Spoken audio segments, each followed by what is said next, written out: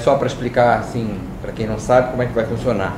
A gente tem 50 minutos aproximadamente para esse papo com ele, e que vocês, já expliquei para eles, vocês podem, depois assim, dos 10, 15 minutos que ele lançar, assim, conversar um pouco, vocês podem interagir, porque é um papo, não é uma palestra. Então vocês podem interagir normalmente. E aí, nem ele, nem ninguém sabe o rumo que a conversa vai ter. Então não tem nada muito programado. Durante, Camila, que está lá na escada, e o Thiago, que está ali, que são da equipe de arte educadores daqui do Artesão Brasil, eles vão ali anotando assuntos, eles também participam, como quiserem, e eles vão encontrar uma ou mais palavras que possam ter permeado o nosso papo aqui. Com essa palavra ou essas palavras, eles vão criar hoje aqui uma proposta artística para vocês participarem. Ninguém é obrigado a participar, pode só olhar, eu gostaria que todos participassem.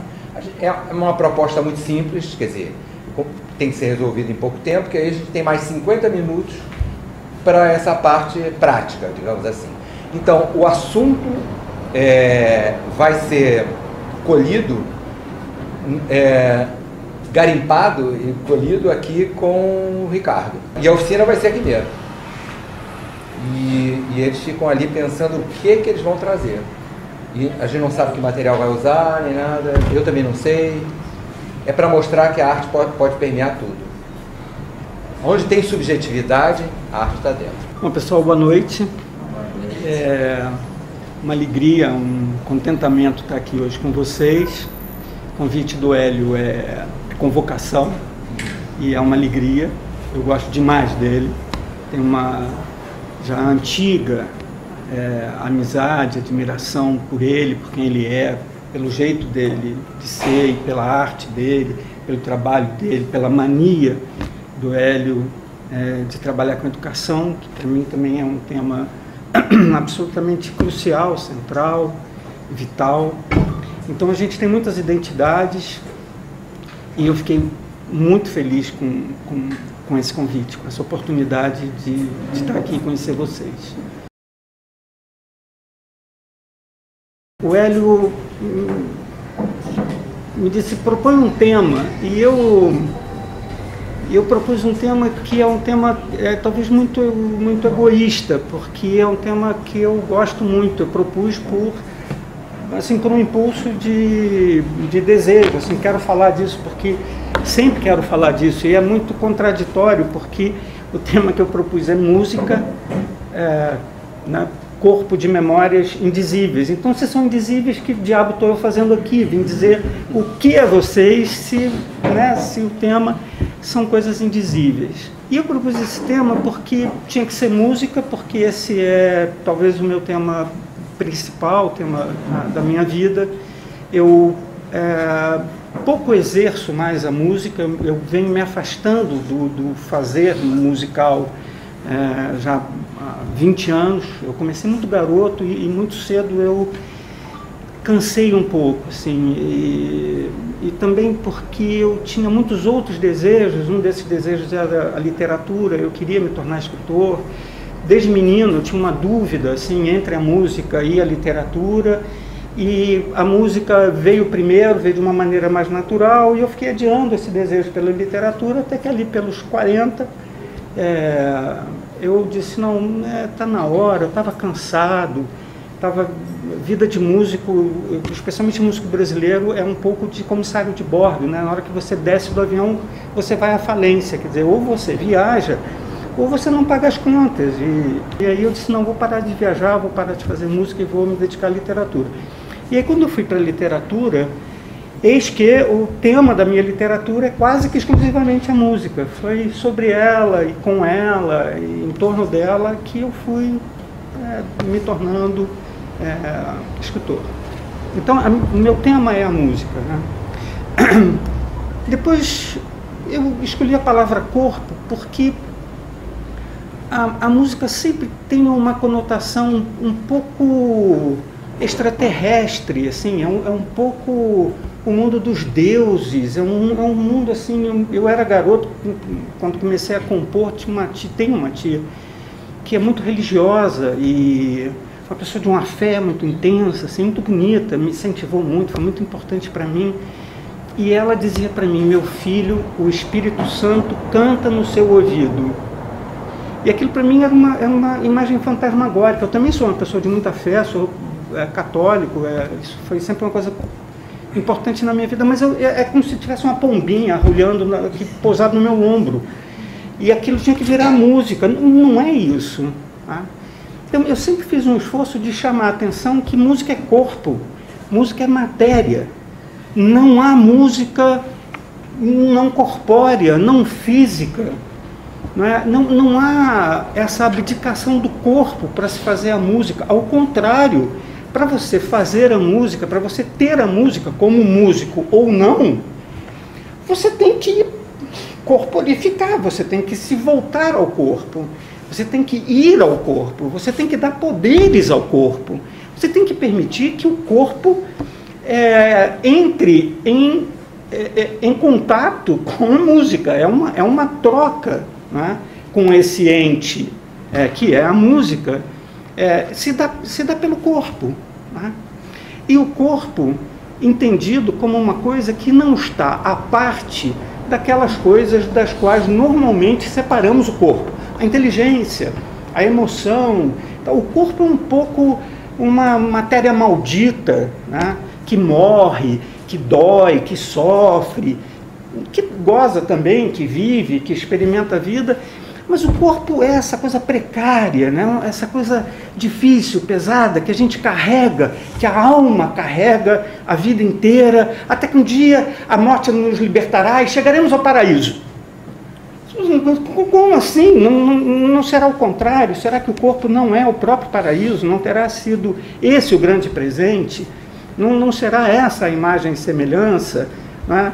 Não será isso que nos torna de fato humanos? Né?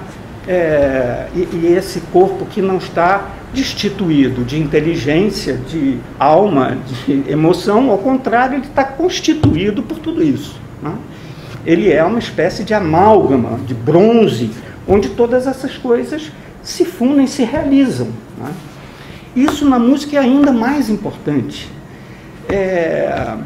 Eu depois vou fazer umas brincadeiras com vocês, se a gente tiver tempo, para mostrar isso, quer dizer, como é que música é corpo, tira o corpo, a música... E não é só porque a gente ouve, porque toca o violino, porque faz arcada, porque rege a orquestra, não é só nisso que está o corpo, não é só numa atividade sensorial e muscular. Né? Eu vou tentar mostrar isso um pouco para vocês. A outra palavra que está no que eu proponho a vocês é memória, e no plural. Tem uma razão, assim, isso para mim é um problema desde criança. Quando eu comecei a estudar música, havia ali uma tia que era professora de piano, que vinha em casa, ia de casa em casa pelo bairro, assim, bairro de classe média. Na minha geração, todo mundo ou estudava violão ou estudava piano. Né? Isso era uma coisa comum, corriqueira. E eu também estudava piano. Então vinha a tia, trazia aquele caderno, a mãe encapava, 5 linhas, 4 espaços, pentagrama, não sei o quê, e tinha um livrinho. E o livro era um livro de teoria musical, o que é um absurdo. Teoria musical é outra coisa. Teoria musical é coisa de pós-graduação.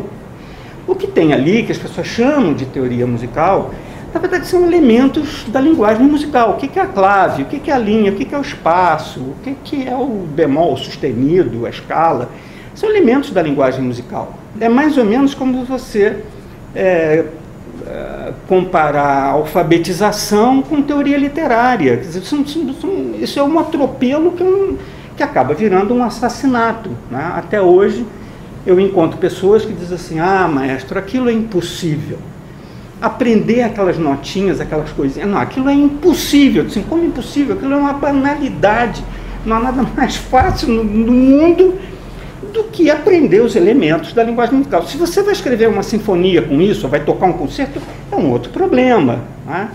Mas os elementos em si, aquela linguagem, aquilo é muito simples. Né? Então, lá nesse livrinho, na primeira página, tinha uma definição. Era o meu segundo problema. E na definição estava escrito, eu nunca mais esqueci essa frase, eu já voltei a ela assim, algumas vezes, para ver se eu memorizei corretamente, e eu cito a frase literalmente. Sim, a música é a arte de combinar os sons de forma agradável aos ouvidos. Isso é uma coleção de coisas estúpidas, assim, é difícil alinhar numa única frase tanta estupidez.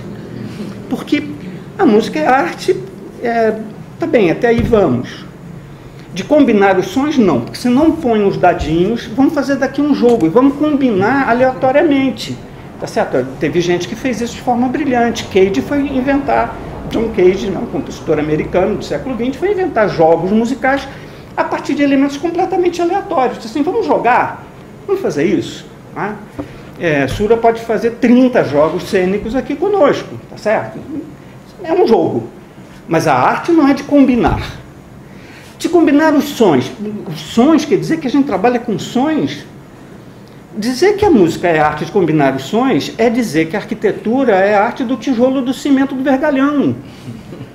Tá certo? Quer dizer, a arquitetura é a arte do espaço, né? Da relação do homem, da humanidade com o espaço, tá certo? Som é matéria-prima, como o silêncio também é matéria-prima, como textura musical, como timbre, como uma infinidade de outros elementos são materiais musicais. E aí, para mim, a conclusão é realmente difícil de aturar, né? Porque de forma agradável aos ouvidos. Quer dizer, o que é uma forma agradável? O que é agradável? O que é agradável aos ouvidos? Eu amo, assim, amo apaixonadamente, amo como uma coisa que me forma, que me constitui, obras musicais que me são profundamente desagradáveis. E talvez por isso eu as ame tanto. Né? Há sinfonias de Shostakovich, eu tenho algumas medalhas que eu me ponho no peito. Assim, uma delas é de ser o regente brasileiro que mais fez primeiras audições de Shostakovich no Brasil. Eu acho que isso é uma glória. Ninguém sabe, não tem a menor importância, mas para mim isso é assim, eu me consagrei no espelho, assim, eu fiz isso, no espelho, assim, fui lá e falei para mim mesmo, né? Que são coisas insuportáveis. Guernica não é uma coisa insuportável? Eu acho Guernica uma coisa insuportável. Eu não posso viver num mundo em que não tenha Guernica. Se tirarem Guernica do mundo, estão me tirando do mundo também. Uma parte da minha Constituição vai embora se tirarem Guernica do mundo. Não é? Porque arte não tem a ver com ser agradável. Agradável é o ar-condicionado, a temperatura, a brisa. Não é... Como é que chama? Algodão egípcio, agora todo mundo tem que usar algodão egípcio. É uma coisa agradável, você dorme melhor, não tem pesadelos se a fronha de algodão egípcio. Isso são coisas agradáveis. Né? E aí, eu me pus ainda muito garoto diante dessa coisa que custei a responder, a encontrar a resposta. Que é, diabos, então, se fosse para dar uma outra explicação, né, para mim mesmo, né, do que é música, o que seria? E fiquei me debatendo para cá e para lá, atrás desse negócio, encontrei algumas respostas que absolutamente não definem, felizmente não definem, né, para minha sorte, elas não definem, eu continuo a procura, continuo minha busca, mas encontrei algumas coisas, e a primeira coisa que eu encontrei é a seguinte: a música não é a arte do som, a música é a arte da memória. Nós fazemos música para fazer memória. E não é uma memória qualquer. É uma memória que tem muitas condições e que parte dessa dificuldade de ser indizível. Vocês estão vendo que eu estou tendo dificuldade de dizer, porque transpor a experiência da música para qualquer outra linguagem é dificílimo. Se eu pedir para ele assim, esculpe uma sinfonia, ele vai olhar para mim e dizer, mas que diabos é isso? Do que você está falando? Assim, né? Se eu puser uma sinfonia para tocar e disser para ele esculpe, ele vai esculpir, mas ele vai esculpir o que ele esculpiria. tá certo? Quer dizer, e a sinfonia poderá, de alguma forma, motivá-lo, ou provocar alguma coisa nele, mas a escultura não será a tradução, não vai dar forma à sinfonia, tá certo? Então, a primeira dificuldade é isso. Música não se traduz por nenhuma outra linguagem. Música é uma experiência direta. E aí eu tenho que pedir data vênia, porque nessa mesa há artistas. Né? Assim, eu estou cercado de artistas. E eu tenho que botar aspas no que vou dizer, mas depois dessa vida inteira mexendo com música, assim, a música é a arte da experiência direta. Tá? Ela é a arte da não representação. Eu sei que as artes plásticas também fizeram isso, eu sei que o teatro também buscou isso, também realizou isso, mas a música é apenas isso. Quando a música não é isso, ela não é música. Enquanto que as artes plásticas poderão ser representativas ou não. Já foram representativas ou não. Ou não, tá certo? Quer dizer, não é uma condição das artes plásticas. Né? A Sura pode botar um ator, uma atriz no centro do palco, fazer uma peça inteira que não tenha uma palavra, que não tenha nada, e que pode ser uma obra-prima. Isso é uma escolha expressiva, não é uma condição, enquanto que na música isso é uma condição. A música, ela é experiência direta, ela é autorrepresentativa. Né? Aquilo que o músico expressa, ele só expressará por música, e não poderá ser traduzido em palavra, em gesto, em cor, em forma, em luz, em mais nada. Eu disse, não, mas peraí, então você acaba de matar o Vinícius de Moraes, o Chico Buarque de Holanda.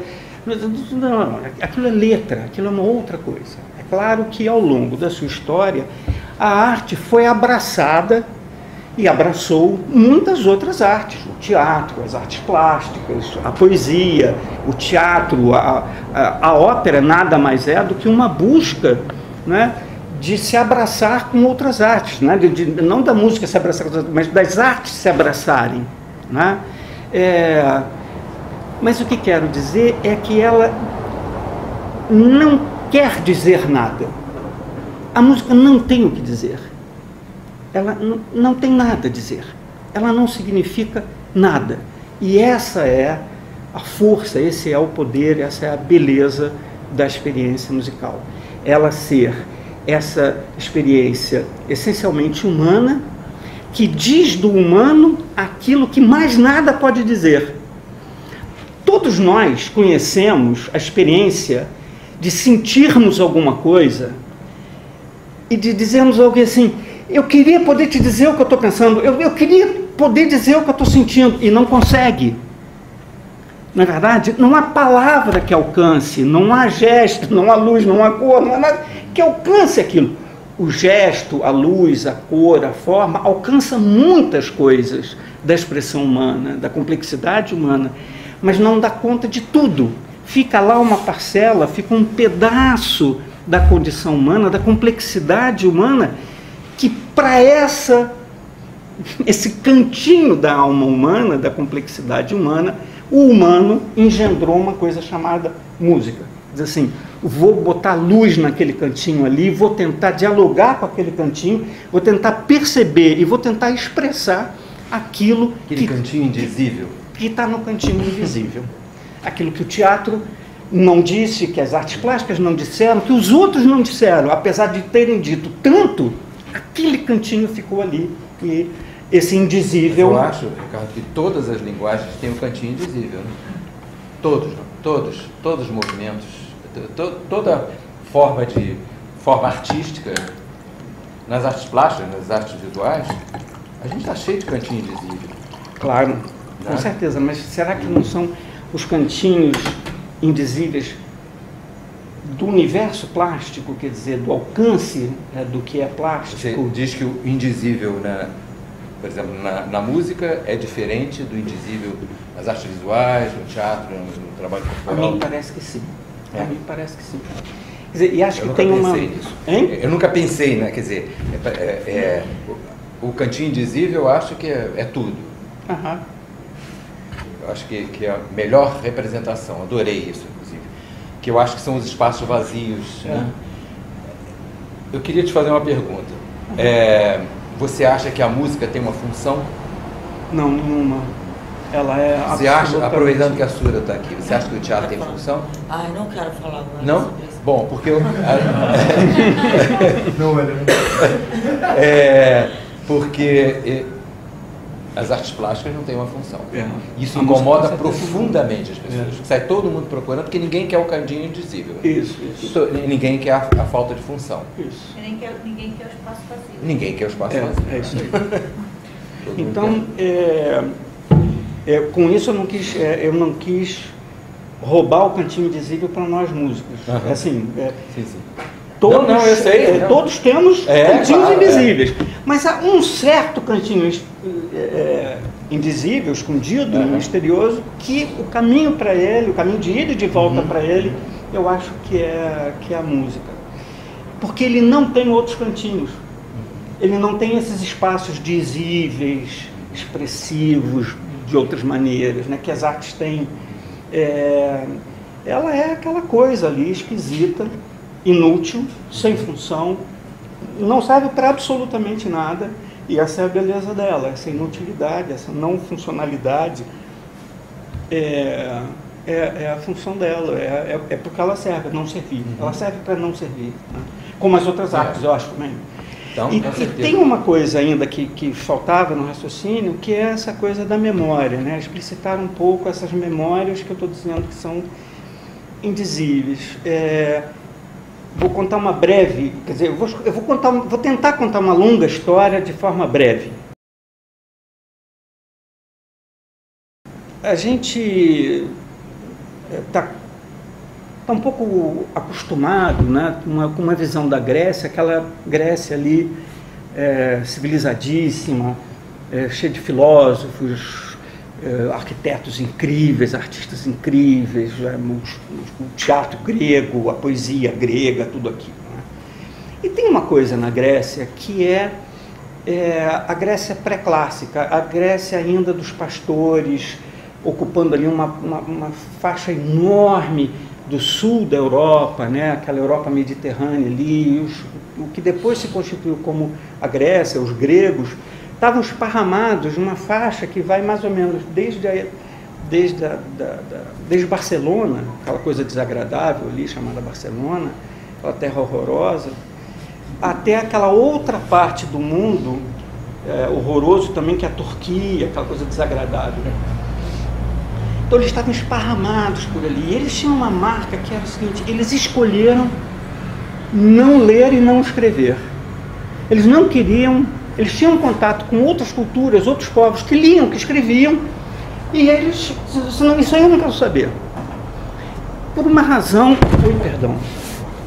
já era assim, né? Não quebrei nada. Você para dar mais emoção. Era para a água ter caído. Eu tenho só planejado para isso. Foi uma furada sua. Tinha que ter sido mais dramático, né? E aí eles escolheram não aprender a ler e a escrever, porque eles tinham um sistema cultural baseado na memória. Eles tinham lá, nessa civilização, nessa Grécia pré-clássica, um sujeito, que podia ser um homem ou uma mulher, cuja função era lembrar. Ele era uma espécie de lembrança, uma memória coletiva, chamava-se o aedo. E o aedo é aquele cara que sabia tudo que a sociedade escolhia saber e guardar como saber. Tá? Não, quando é que planta? Pergunta ao aedo que ele sabe. Quando é que colhe? Quando é que muda aedo? Quando é que muda a lua? Quando é que pesca? Quando é que não pesca? Quando é que tem esse peixe? Quando é que tem aquele? Ele sabia tudo. Quando é que é a festa do deus tal? O que o deus tal, a deusa qual, gosta de comer e de beber na festa? Tudo o aedo tinha que saber. E o aedo, coitado, tinha um problema grave de memória, tá certo? Isso não é mole você saber tudo que uma sociedade escolhe colecionar ao longo do tempo.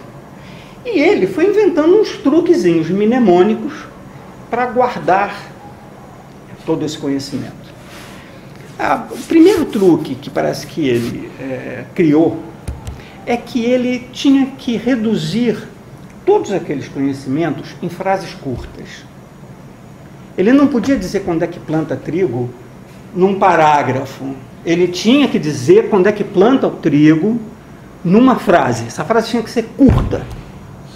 Depois ele entendeu que o cara que pergunta quando é que planta é o mesmo cara que volta depois e pergunta quando é que colhe, ou como é que rega, ou como é que guarda, ou como é que o rato não come, ou como é que assa, como é que moe, o cara vai voltar com um monte de perguntas sobre o diabo do trigo. Então ele começou a pegar aquelas frasezinhas curtas e botar uma depois da outra. Tudo que tinha sobre trigo tinha que ficar reunido ali, uma junto da outra. Os tempos passavam, ele aprendeu um outro truque. Outro truque é o seguinte: as frases têm que terminar na mesma sílaba. Quando todas as frases terminam na mesma sílaba, eu não esqueço nada. Eu viro uma enciclopédia do trigo, porque eu sei tudo sobre trigo, guardado em frases curtas que terminam com a última com sílabas iguais. Ele tinha acabado de inventar o verso e a rima. Esse cara, ao longo do tempo, começou a dizer coisas sobre o trigo que não estavam mais no trigo. Estavam na poética. Estavam na poética. Ele começou a jogar dentro daquilo a metafísica e daí veio a poética. Tá certo? O campo do trigo ficou dourado, parecia a cabeleira de uma mulher, que não sei o quê, pronto, virou um poema. O Aedo é o nosso primeiro poeta ocidental, tá certo? Quer dizer, se a gente for para uma ilha no Pacífico, ou se a gente for para o interior da África, a gente vai encontrar outras narrativas, né? No mundo ocidental, a nossa herança ocidental, é daí que vem o poeta. Esse poeta descobriu uma outra coisa, que é o seguinte: ele tinha que dizer essa frasezinha de uma forma cadenciada.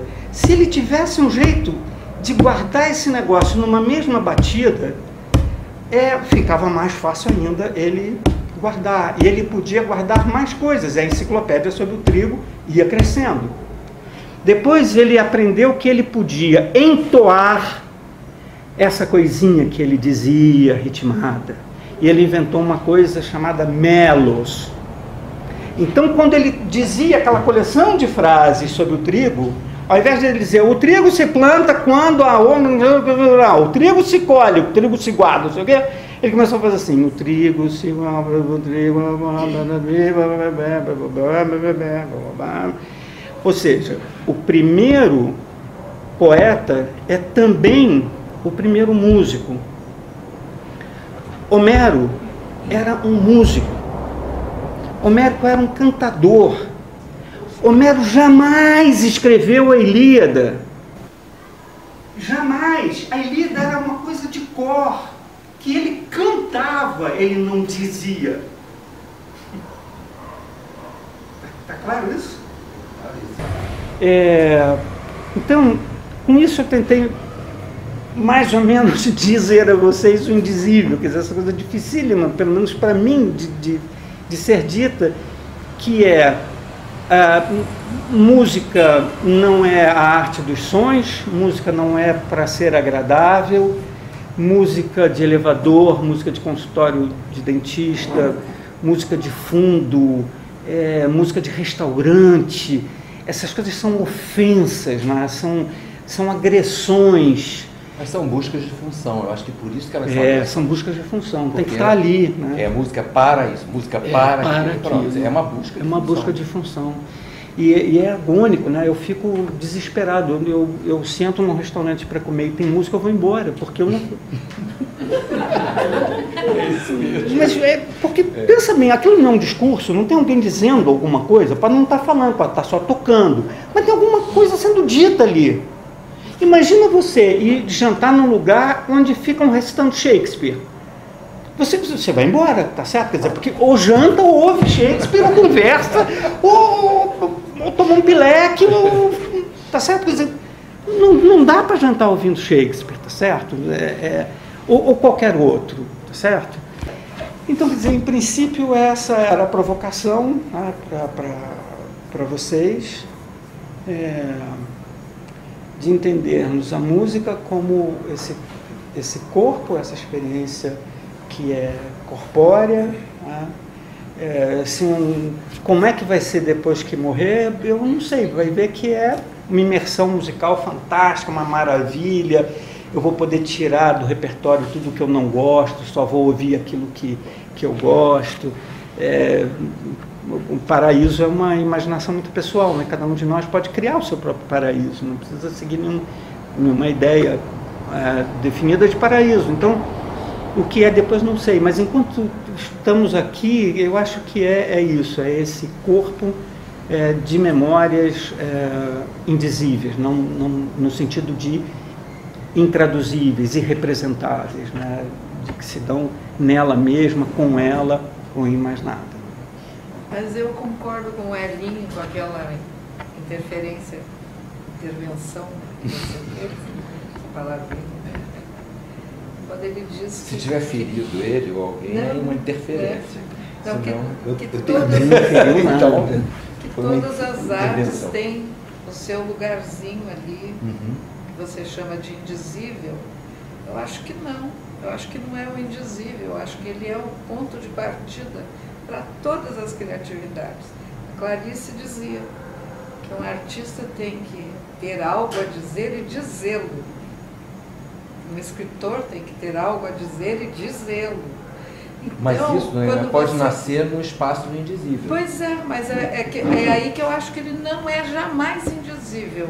Ele é algo que você ainda não cobriu, que você ainda não preencheu, que você ainda não detonou, não jogou para fora. Para mim é assim, porque a música para mim sempre me diz, ela nunca é indizível. Achei espetacular a sua explanação aí, porque dá para a gente divagar muito e longe. E cada um interpretar de um jeito, né? Claro, sim, então isso aqui é o grande barato. Claro. Tem uma pergunta. Você viveu isso tudo, né? E lida com a sociedade, com as crianças, com adultos, né? Mais exatos, mais humanos. Qual a sua percepção da importância desse indizível ou da própria música, desse desenvolvimento artístico, esse novo olhar, né, para o desenvolvimento humano, assim? Porque hoje, nessa sociedade que a gente tem, muito mais concreta do que sensível, né? Mas assim, como é que você olha a sociedade de hoje pelo seu olhar mais evoluído dessa sensibilidade, né, num mundo tão concreto? Assim? Primeiro, eu queria tentar esclarecer uma coisa, quer dizer, quando eu uso a palavra indizível, ela é uma palavra, como toda palavra, é muito precária. A palavra é um instrumento muito precário. Mas é um universo. Ela é absolutamente fundadora, essencial, né? Tanto que eu abandonei a música e fui escrever, porque precisa da palavra. Eu precisava da palavra. Mas ela não te abandonou, né? Porque está em tudo aí que você está falando. Graças a Deus.